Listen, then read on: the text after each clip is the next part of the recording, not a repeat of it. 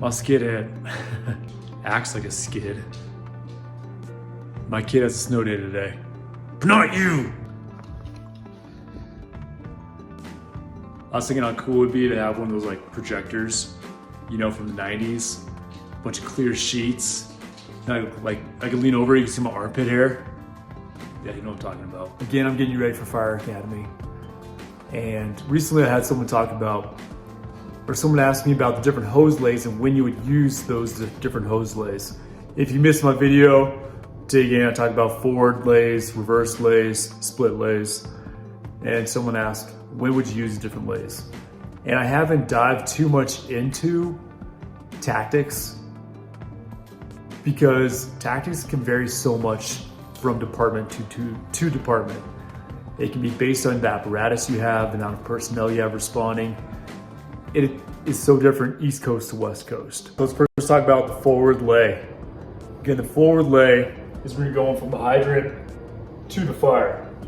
I got some orange chalk for you guys today. Fancy, I know.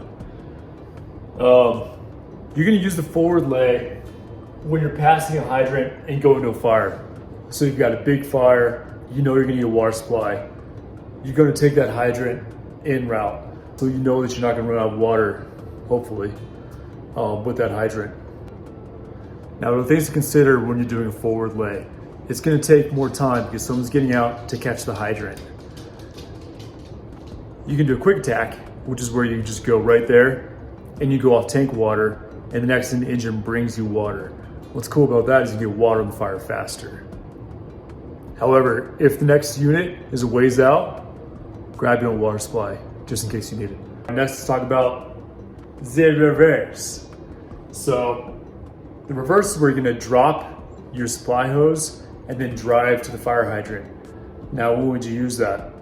One would be an FDC. So you've got a tall structure and you need to supply the standpipe or the sprinkler system. You drop hose at that big high-rise building and then go to the plug to supply water. That's the reverse. Another one would be if you put a deluge on the ground. You're supplying that deluge and you reverse out from the deluge. Another one that is very common is this scenario here. So engine 2 here was on scene first. Engine 4 then came back, and engine 2 did not have a water supply. Let's say they're doing a quick attack, going off of tank water. Engine 4 can then drop tails at engine 2, drive to the water supply, and supply water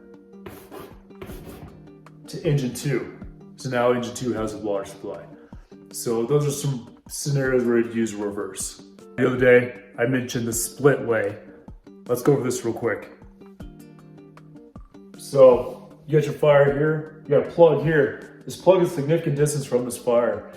And the first arriving unit is approaching from this direction. There's no quick way for them to grab this plug. What they can do, make a turn. So the engine turns in here, pulls some of the hose off, and leaves it right here, and then drives forward to the fire. So now we have the engine down here.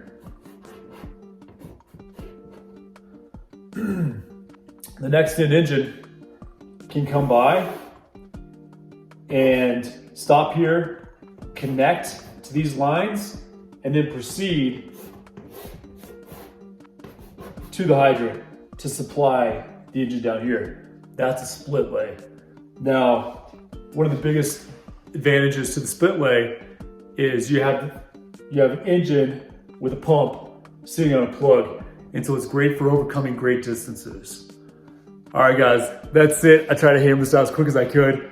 I'll keep stuff going. Like I said, I haven't talked a whole lot about tactics stuff because I know this stuff is different all over the country. All right, guys, be safe. I'll see you in the big one.